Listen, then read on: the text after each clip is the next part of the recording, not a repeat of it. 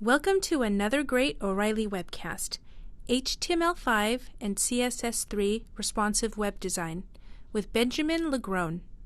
For a list of all our free webcasts and to sign up for our weekly newsletter, go to webcast.o'reilly.com.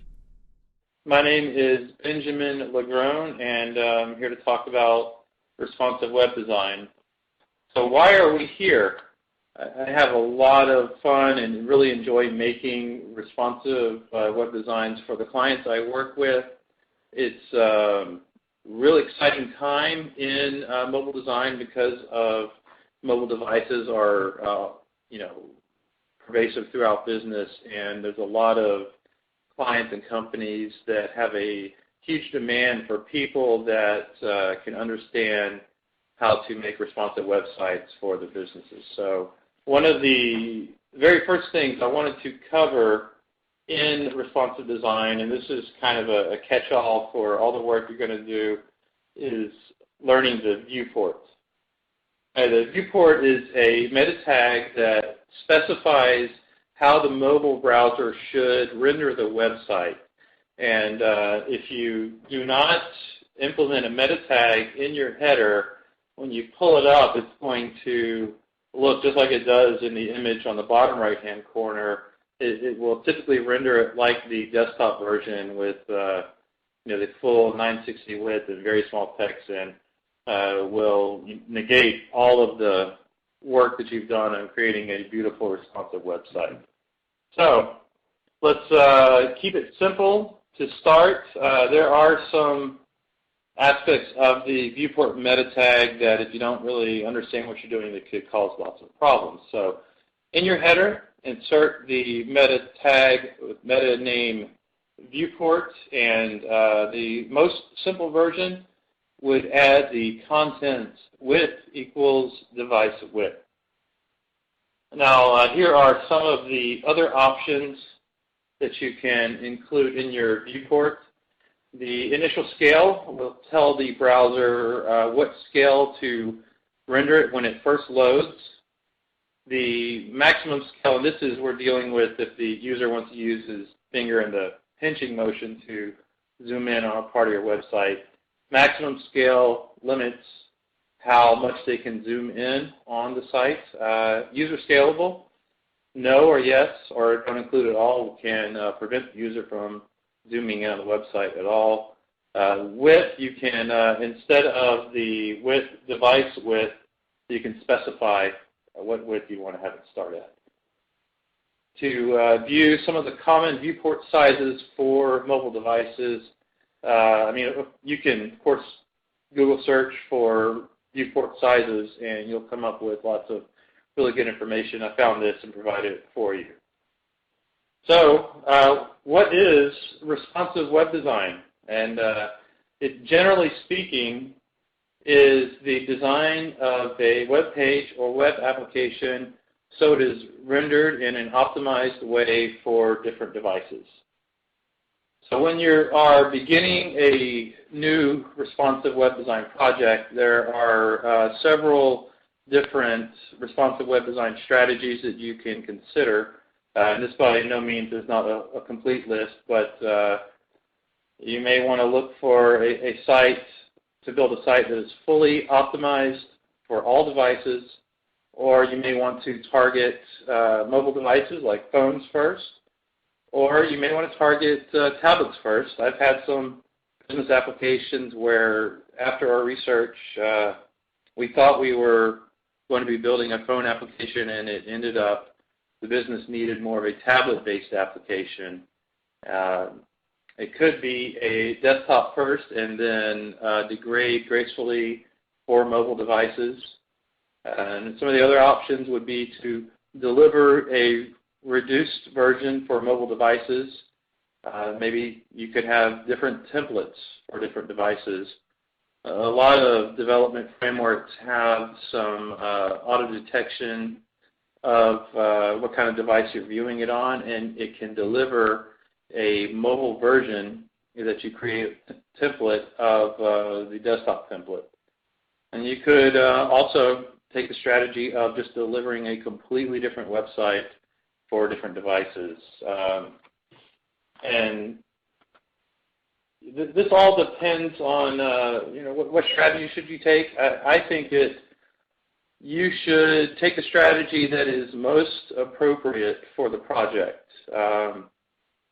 And I think part of that means not going into a project with too many assumptions on what you should do, but have a good in-depth conversation with the stakeholders of the project and some user research, and before you really make a jump forward into any of these strategies. So some of the things you would want to talk about with the stakeholders is what people will be doing with the website or application. Is there currently a website in place that has analytics that you could look at the technology demographics of your audience? Should there be different types of interactions with the different devices, such as your event listener? Should you have a tap versus click or a long tap versus double click event listeners? And how can your application take advantage of other new technology, such as employing local storage, such as employing some of the various tools like PhoneGap that helps integrate your web application or website with the phone's resources? And of course, finally, what is the project budget for responsive design and optimization? While we may think it's best to do a fully responsive website, the budget may only allow you to have a full desktop version and a limited mobile version where your menu is showing only half of the menu options, so that you don't have to spend a lot of time developing these data-intensive pages. Another consideration is what is the purpose of your website? A marketing website responsive version is going to be primarily maybe a menu-driven site. If you have a community where you have a mobile version, it's going to be a different design. If it's fun, or if you have large data sets you're viewing, you're certainly going to want to take a different approach to building your responsive websites, maps, games, any sort of transactional or workflow sort of mobile design. Instead of having one large page that you scroll through multiple forms, you may want to break that down into a step-by-step conversational workflow, which I found works really good for tablet-based applications. So another thing to consider is, or talk about with your project stakeholders, is what is your intended impact on the audience? You should expect, hopefully, to see a large increase in the mobile users of your website, obviously. Maybe you want to have a conversation of what that target should be, and of course, you want to implement some method to monitor and track the changes in the viewership demographics. And knowing these methodologies will help you be aware of the value that you're bringing to the project, or the value that a responsive design brings to the project. And this can help you in your career being able to talk about this with potential new clients or hiring managers. Implementing a responsive design on any sort of page may have increased your traffic or reduced your workflow by 20%. I find that's something that people really enjoy hearing about. So let's jump into talking about the media query, and we're going to do a small tutorial implementing some parts of the media query. So the media query allows us to render a simple web page with a lot of different permutations based on a lot of different factors. It could be the user agent, could be the size, and it will allow us to optimize our content and our markup for things like tablets, smartphones, televisions, feature phones, and printers. Now, of course, you can't go out and buy all these things, so later we can talk about some methods to emulate the different devices and do our testing. So I'm going to talk about some of the immediately useful media queries, and if you want to get a more in-depth view of the different types of media queries and what you can do with them, there are a lot more that you can use that we have time to talk about here today. Mostly what you're going to be working with is different screen and size variations and occasionally a print media query. If you're working mostly in different marketing sites, you may not use a lot of print media queries, but nevertheless, you will ultimately have to make at least one in your career. So we'll talk about that in a minute. So let's get started. I've created a simple web page.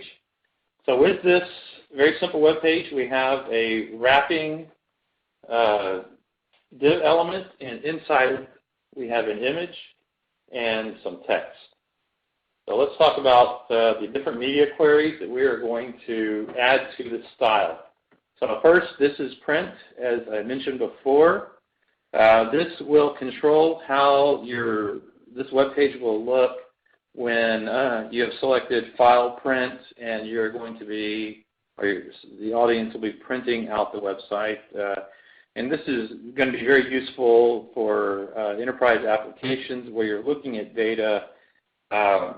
So far, we have not gotten rid of paper, and there are still lots of people that prefer to print data out and look at it on paper. So we do want to provide them a good experience and give them some usable content. So I find a lot of my print CSS is fairly simple renderings. Next is the media screen. This will apply to all devices with screens, computer monitors, mobile devices, not televisions, but so most computer or mobile devices. You can also create media queries for the orientation of a device, or actually not the device, but the viewport. So the viewport is the browser window, and if that is in a portrait orientation, you can apply certain CSS styles to it. This is going to be great for controlling how an application looks when people tilt and rotate their phone.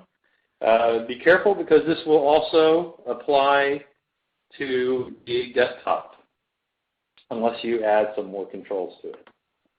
And of course, with portrait also comes landscape. You can also create media queries for width and height. You can apply media queries to device width. And this can be useful for more mobile devices, but be careful. Devices change, and if you spec it out for only 500 pixels, it's only going to target those devices with that width. You can also create aspect ratio media queries or media TV media queries, and that will only work on television. So here are a few different combinations. We have media screen and max width. So this would work on all screens that are 960 pixels, or excuse me, all viewports that are 960 pixels wide or less. You can combine a min width 961 and max width 1280. So everything from 961 pixels to 1280. And of course, your style goes in the brackets that follow it. You can then have another breakpoint from 1281 to 1336, and then everything larger than 1336. I found that these sorts of media queries are the most useful to me, and where I can put most of my control of how it will look. Next, you will see I have implemented a few different media queries on the HTML markup that we saw in an earlier slide. We have everything under the media screen in max width 960 would apply to tablets and mobile devices. 961 to 1280, this would apply to maybe small laptops or people that are looking at this on half the screen. Media screen min width 1281, so everything larger than a 1281 pixel viewport would be displayed with this CSS. And applying that CSS to the markup that we showed earlier would give you a result like this. You can see the browser on the left is under 961 pixels. It has applied that state of CSS to it, and the wider one would applies a different media query to it. So in addition to media queries, there are responsive CSS attributes we can apply to images. And the first one we're going to talk about is making the image directly responsive. Now, of course, this is only part of a good strategy for delivering responsive media. You would want to make sure you're doing some server logic that will deliver the appropriately sized media to the devices. For example, you don't want to deliver a very high resolution image to someone on a mobile device, which would cause them to chew up or use a lot of the data on their data plan and take a long time to download and otherwise provide a really bad experience for the user. So you want to send them the appropriate media before it actually gets to the client and there's client-side rendering. So that being said, the CSS that can help an image respond to the viewport sizes. So on the left-hand side, I have some simple markup. It's a paragraph of text, an image wrapped in a div element, and also in that same element, some another paragraph of text. Now, before we show you, before I continue the style for that, if you look at the div img-wrap, which is the wrap element around the image, and the second paragraph of text, I have it floating to the right, and I've given that a percentage width of the page. So that wrapping element is going to take 40% of the page. And the actual image, I have given this a max width of 100%. So this is always going to take 100% of the width of its parent element. And we want to give it a height of auto so that the height adjusts. I think some people may wonder, what is a good way for your server to deliver the appropriately sized image? I found a very clever script through a tutorial that shows you how you can just write a simple PHP code that can detect an image that is being called through your markup and deliver 3 different sizes of the image that you create and host on your server, so that you don't have to cause the audience to download a high-resolution image for a mobile version. And so with the code we looked at previously, if we launch it, we'll see that it can be rendered based on the different viewport sizes. So up next is responsive video. Typically, there's a hard and an easy version of this. So I have a style just for the video, and this is a video that I would be hosting on my own server. This is going to work very similar to the image. So this is a video tag, HTML5 video tag, and you'll see the style has a max width and height auto. This is an appropriate CSS if you are hosting the file locally. However, that is not always a typical scenario. You may be hosting the file from Vimeo or YouTube, and often they're using an iframe to embed that content into your website, and the previous CSS will not work for that. And you'll see that if you take that video iframe and I've wrapped that in a div element and an outer wrap element, and if I style the iframe with a absolute position top 0 and the wrap element, I've given that a relative position and a height 0 with a hidden overflow, and then of course the video outer wrap, I've limited the width to 500 pixels and 100% width. This CSS will cause the video to be only, well, it'll limit it to the max width as described in 500 pixels, so that will be responsive up to 500 pixels. An additional method of controlling your media through CSS is through the media query, and this is of course in addition to responsive style attributes of the percent width and using the server logic to send the appropriately sized media to the audience as using media queries. This is a simple HTML file. We have a header, we have a div element wrapping an image, and a paragraph of filler text.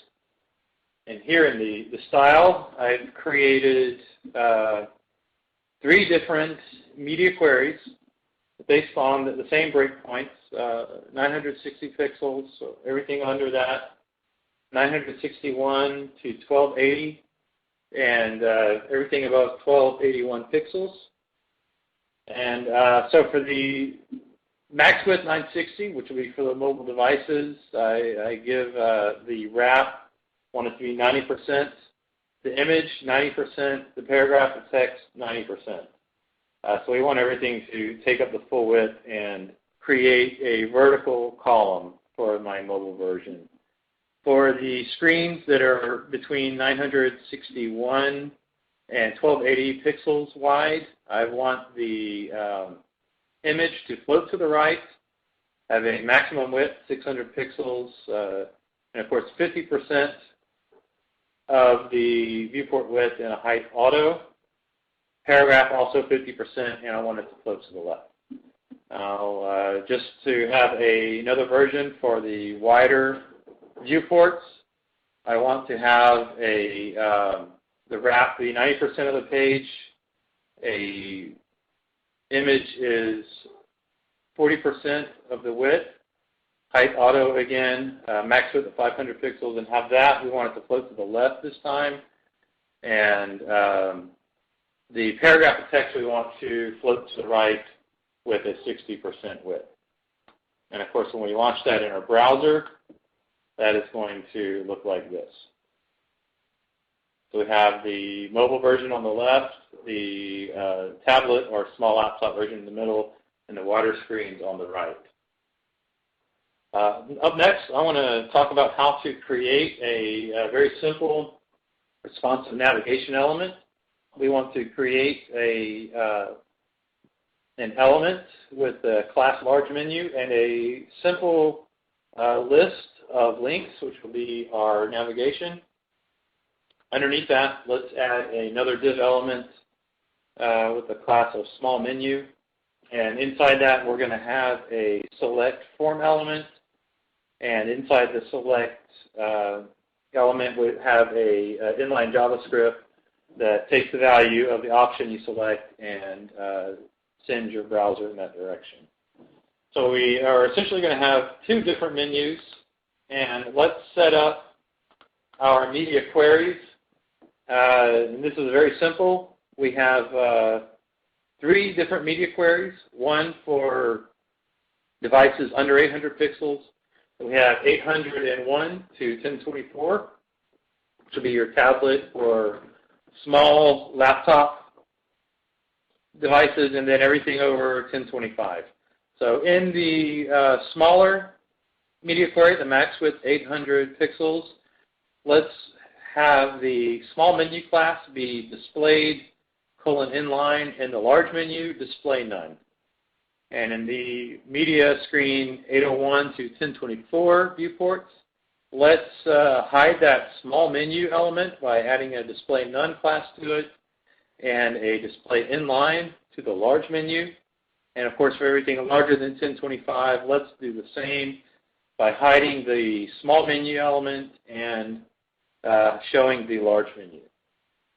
And we can add to this a little bit by, in the media query 801 to 1024 size viewports, I've styled the list, the UL. I did a list style type none, and I want to make the list items be displayed inline, and the content, we want it to be 100%. In the viewports that are above 1025 pixels, let's have that, we're still hiding the small menu and the large menu. Let's display it inline, float it to the left, give it a 20% width, and float the content to the right. And so here we can see the different versions. The large viewports, the one in the back, we have a two-column design. In the medium viewports, we have the navigation in the top and content underneath it. And on the right side, we have this drop-down element for the navigation. So up next, let's talk about responsive typography. And this can give a couple of different methods for rendering your text responsively. And one of the new elements that has been introduced to help handle fluid responsive typography is the new size unit, the REM, and that stands for root EM. This is a little different than the EM, which you're already familiar with, where the EM is scalable to the parent or the closest parent defined.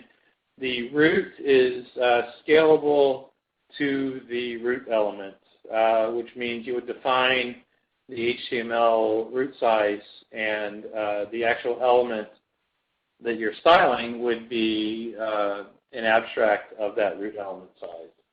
So we have two different paragraphs in here. One of them we give a class A, another one with class B. So let's add some style to that. With a base style, we want the HTML font size, 12 pixels.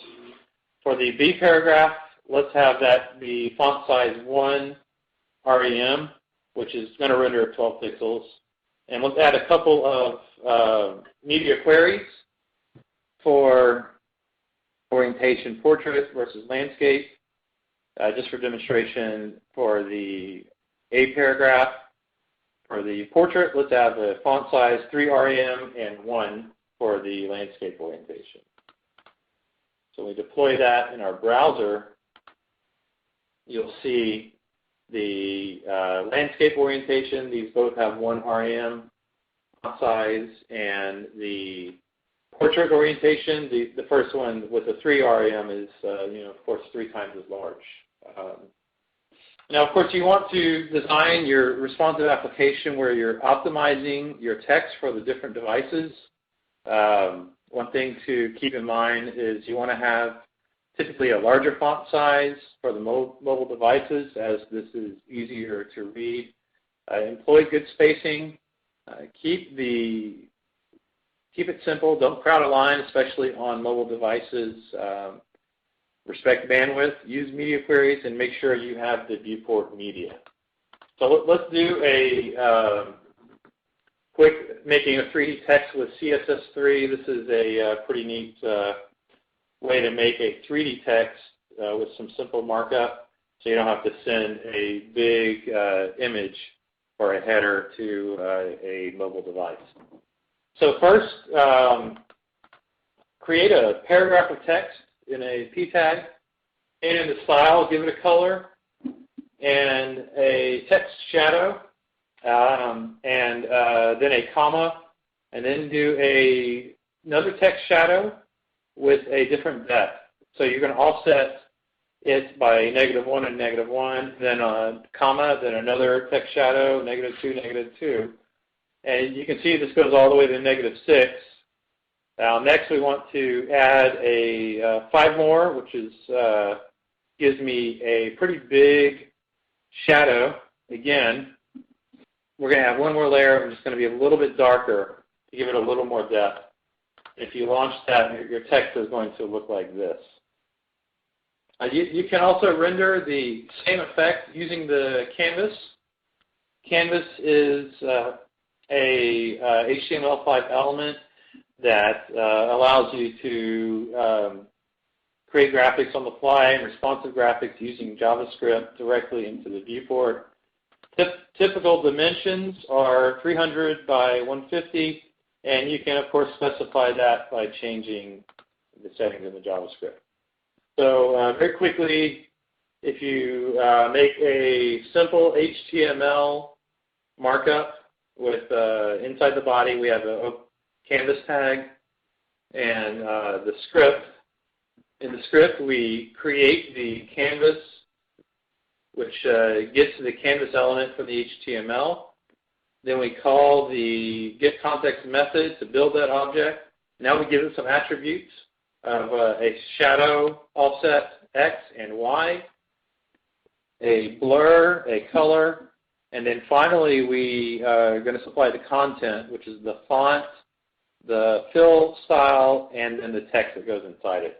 And if you launch that in your window, you're going to have a result like this. Now you can add another level.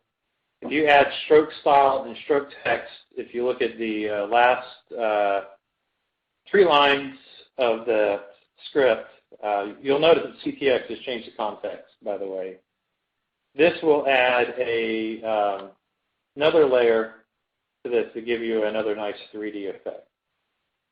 Let's jump into responsive layouts. This is actually the most exciting part to me about responsive design is how to take the content or data you're displaying and actually present it on the mobile device. A lot of the other stuff we talked about up to now is icing on top of that.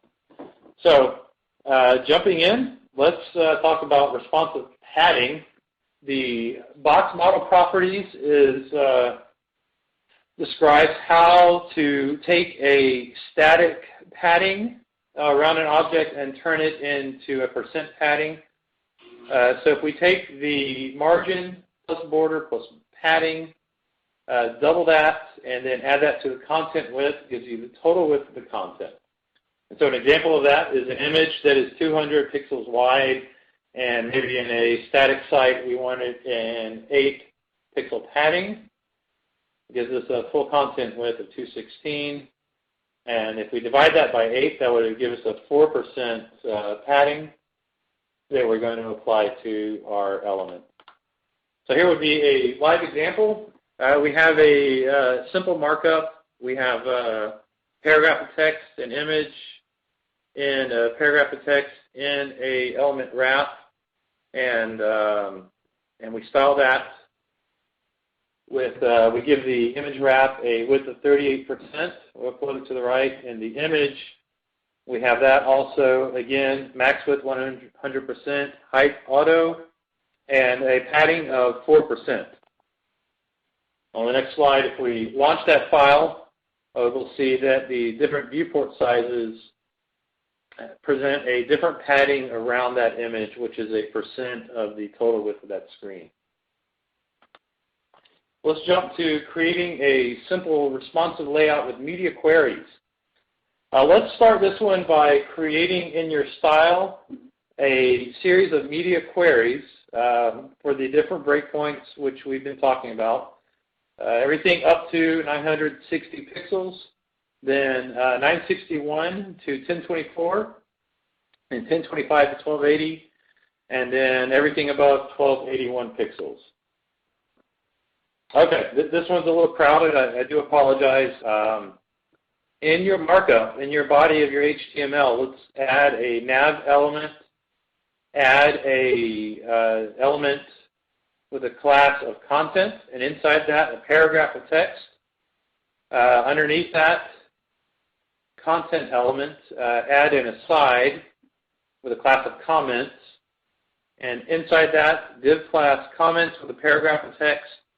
And then before closing that div element, add another div class comment with a paragraph of text in it. And you may be guessing that this would be a pretty good layout for a blog where you have comments and people can comment on each other's comments.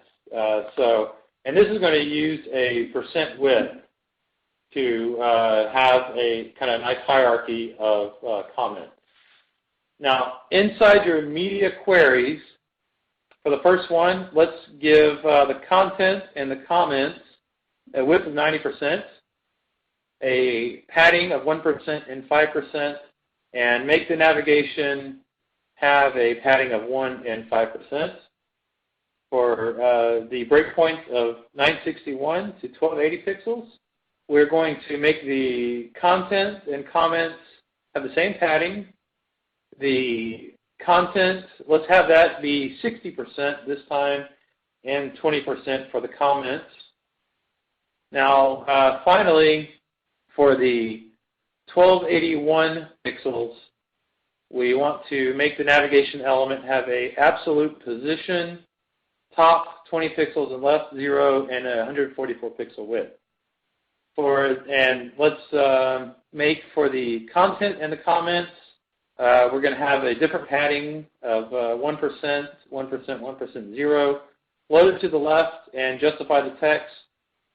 Now for the content, we're going to make that 60% width of the screen, and the comments, let's have that be 20% and with the left padding. So if we launch that, you'll see on the far left version you have which could be your blog post underneath the content title, and the comments have a hierarchy. So each embedded comment is going to be somewhat narrower with the next one, or than its parent, excuse me.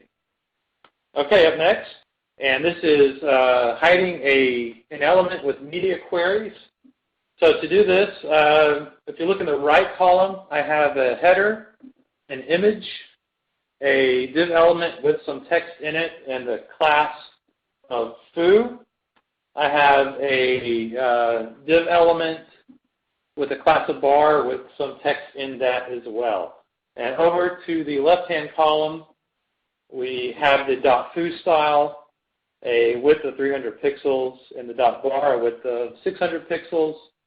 I've added a background color just so that I can easier tell what's going on.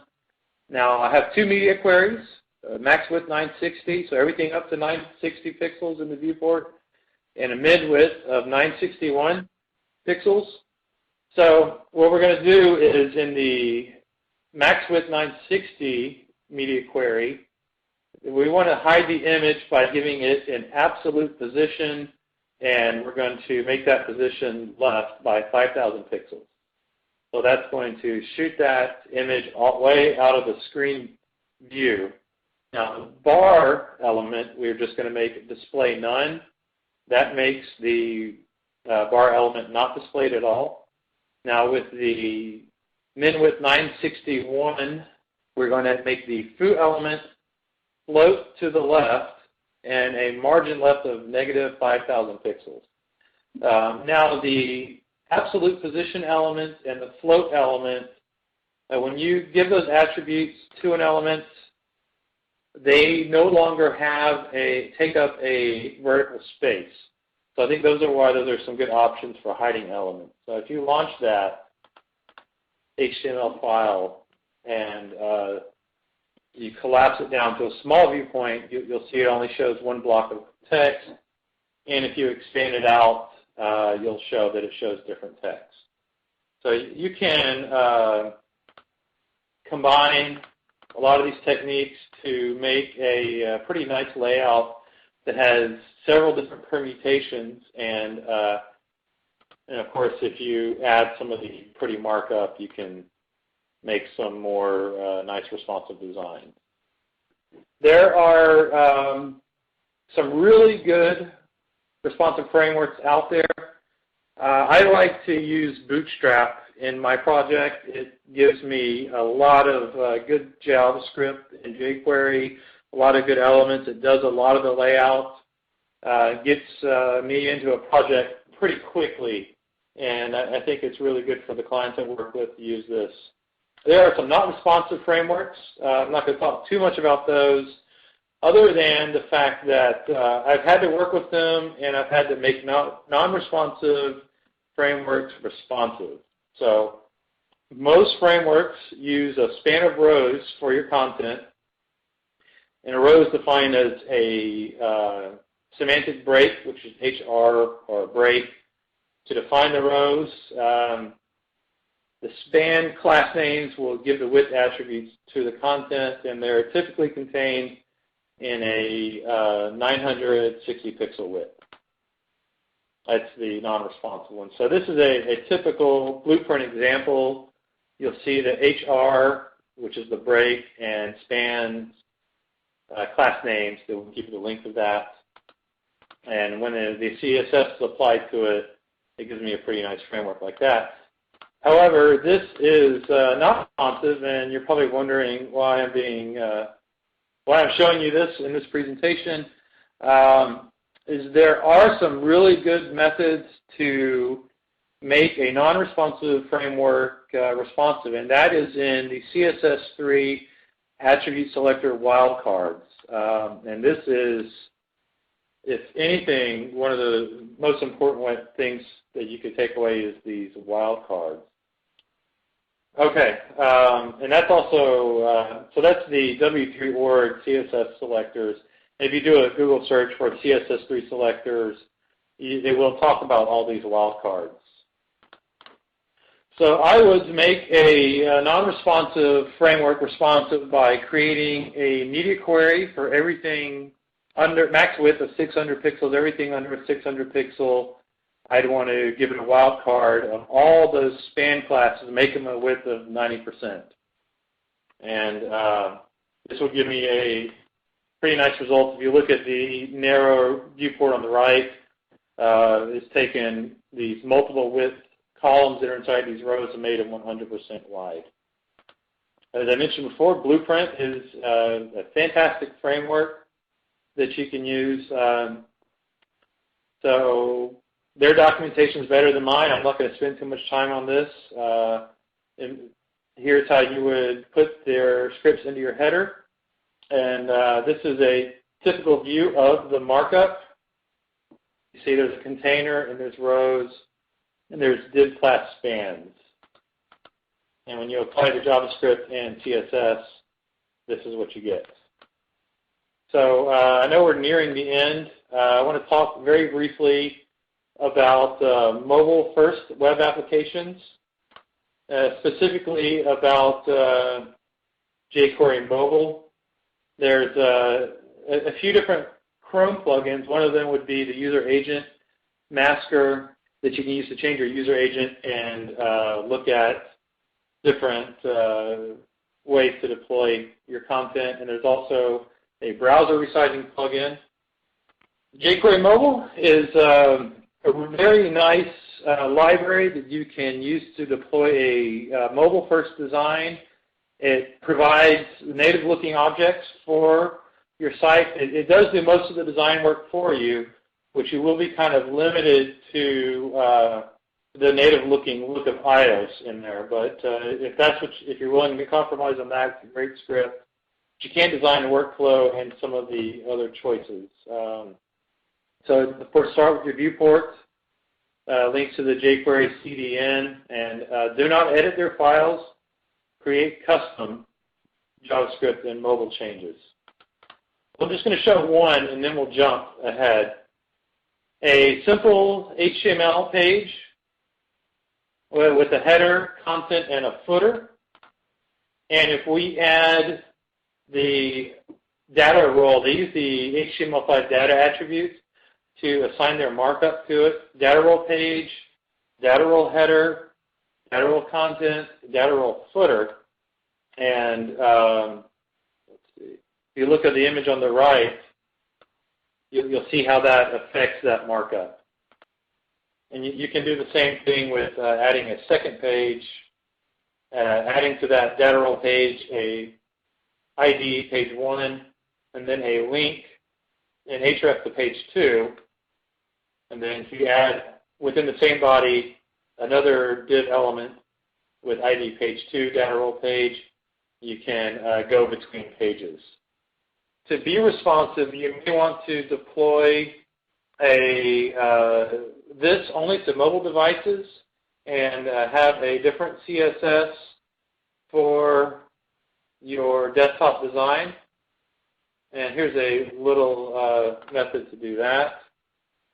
So here you can have a script that on load, it detects the window screen width, and if it's less than a size you determine, I put 600 pixels, it uses the jQuery get script, and that can deploy the jQuery mobile script.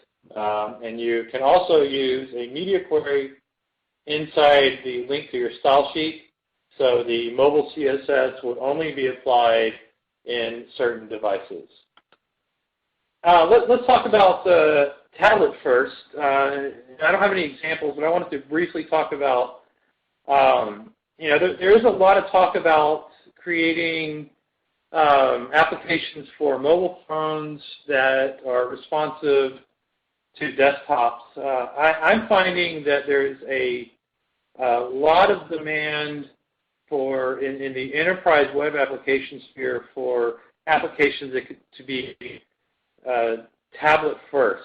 So what that means is that the workflow can be accomplished on a tablet because I think a lot of companies are finding that the phone just doesn't really provide the proper screen size to handle large data or any sort of data workload outside of communication. So a lot of my user experience research has led me to present tablet-first designs to companies for their applications and find that I can start in a good tablet-first design and make this responsive for desktops and somewhat for mobile phones as well.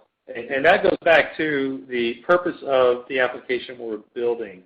If you're in a mostly marketing website arena, you may find that your clients want mobile responsive design than desktop. But if you're in a enterprise web application, maybe tablet. So that being said, let's talk about the desktop.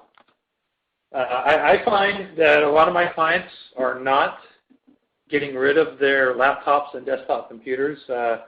Surely the rate of companies purchasing desktop computers has declined dramatically. Mobile devices are on the rise. A lot of business clients want workflows designed for tablets, but they are still purchasing laptops. And on the other hand, the technology is getting less expensive. A lot of companies that may have been using a 1280 pixel wide monitor are opting for 1600, 2600 pixel wide displays that they can plug their laptops into and deal with lots of data. So a lot of responsive design still needs to be concerned with how this is looking on the desktop. And of course, using your analytics, you can get a good idea of the technology that the audience is using.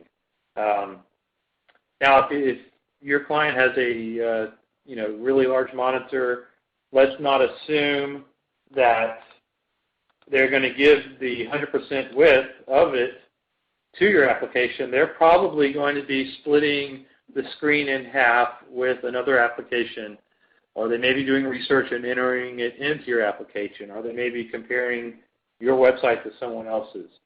So let's not forget about dealing with large desktops. We want to create a responsive form for some very large viewports.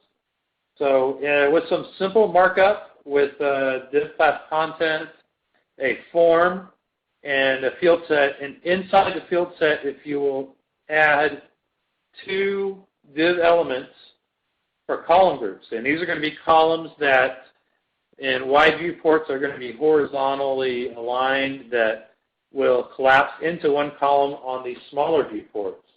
Inside each column group, we are going to add a bunch of form elements or inputs with labels. And you can add as many of these as you want to. So add a label and an input into each one of those. And they're very simple. Let's have 2 breakpoints in your style. For a media query, a min width of 1441 pixels.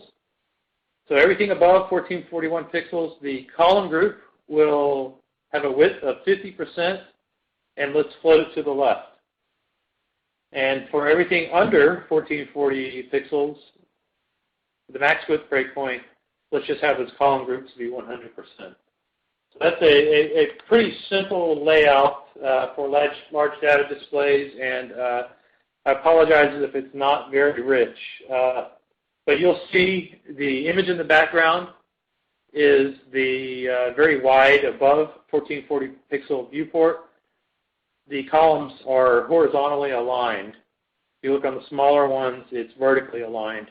And this would give the audience working on this page the ability to work on this data without scrolling. It makes it all viewable above the fold. And it shows that we're being mindful of how our users are actually using our application. So I think it's not always mobile to desktop or mobile to tablet. We also have to be very conscious of how people are using our application. So in closing, I want to talk a little bit about how to optimize and test our responsive content.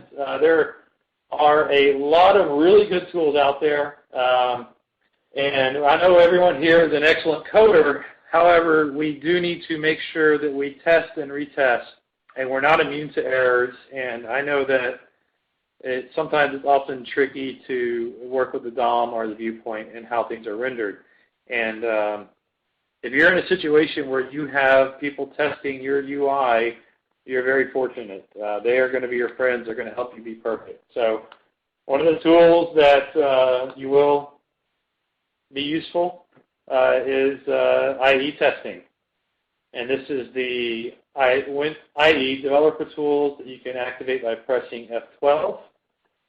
You can go to the browser mode and switch between the different standards, so you can see how your web application is going to be rendered in the different browsers.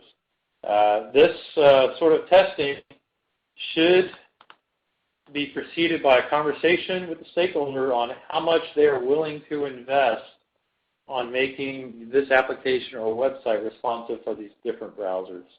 The more browsers and the more backdated versions we need to support, the more expensive it is going to be. Fortunately, the new versions of Internet Explorer are rolling out, and they're a little bit better with HTML5, but everyone needs to be aware that if you want it to look good in IE 8 and IE 7, it's going to take a lot more effort. There's some good browser testing tools online. This one, the Web App Tester, I like this because it will allow you to test your localhost files. Now, it doesn't have to be on a web host. Another testing is iPad Peak. And another good tool is Ripple Emulator. It will actually, you can test different devices and some of the PhoneGap tools. Opera provides a good mobile browser emulator. There is some free virtualization. VirtualBox provides a good virtual machine host. You can install different OSs with different browsers in there. And of course, there are Android emulators you can download for virtual machines. You can download the Android SDK, that's an emulator. Xcode has a iOS emulator and the web-based tools I mentioned earlier. There's, as I mentioned before, a browser resizer for Chrome. And another free tool that can help you a lot is Google Analytics. That can help you determine what different technology people are viewing your website with. We hope you've enjoyed this program. You can stay current and up to date by signing up for the O'Reilly Webcast newsletter and keep learning from experts online.